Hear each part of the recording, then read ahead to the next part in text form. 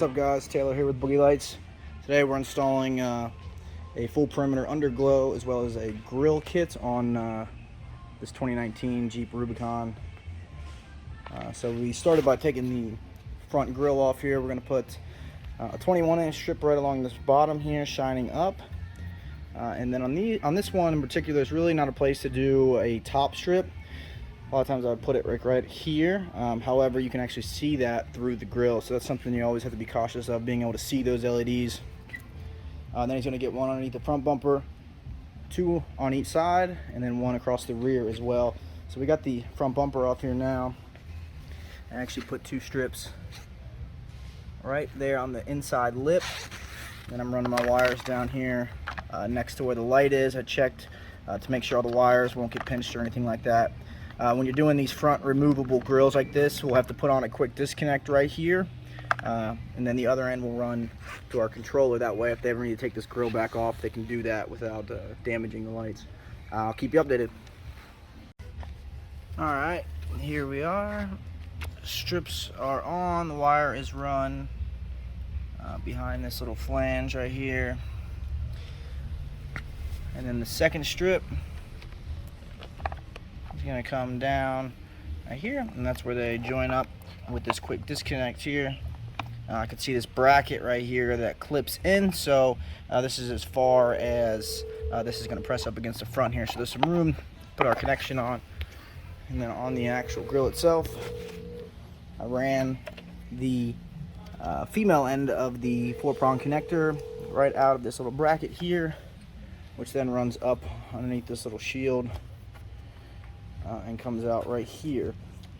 I've got our second strip for the grill, or our third strip I should say, right here along this bottom brace, and then that runs right up there right here, where I'm going to join these into one wrap. I'm going to wait to do that though. I'm about to put on the bottom piece, the bottom strip here. We're going to use heavy duty strips on this because he does go off-roading in this, so we want all the strips underneath to be rock impact tested and completely sealed and everything else for road debris and off-road debris. So that power lead's also going to run up and join in with these, so I'm going to wait to wrap these because there'll be 3 wires in this here soon. Alright, we got the bottom strip on here.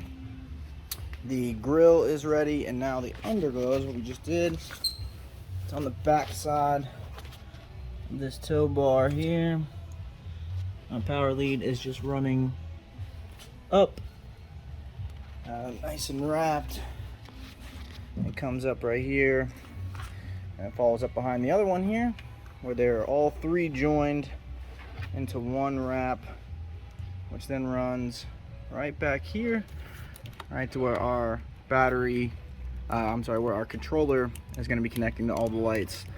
So that's the whole front end done. Now we just got to do the sides and the rear.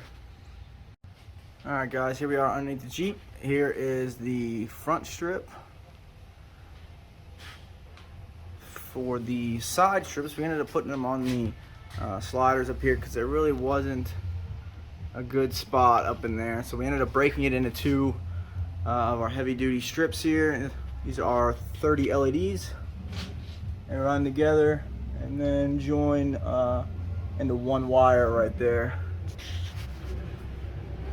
For the rear, we had to actually build a custom bracket because there was really no place at all to mount the strip to. So we made a custom bracket and riveted it in, and then the wire just runs forward, where it actually meets up with the 2 of these, and they run on top of the frame up in there. And then it comes all the way forward, actually goes out behind the wheel well here, and we're going to run up to where our controller's mounted. So we have all 3 sides done. We just got to do this one and connect the controller. Alright guys, we just finished up. Here's where our controller is mounted. All of our connections made here. Power connections right there with our 10 amp fuse. Now we did have to extend the power because his battery's on the other side over there. So I used a 10 gauge single conductor wire, and I put a 20 amp fuse in right next to the battery in case something were to ever short along the line here between the controller and that. And then he has a ground that is grounded right onto a bolt there that's going to the frame. So we are about to button it up, put the front back on, and turn them on. Alright guys, here's the finished product. See, the grill turned out pretty cool.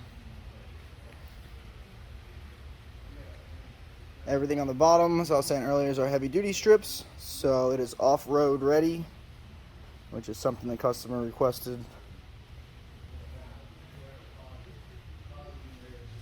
Turned out really nice.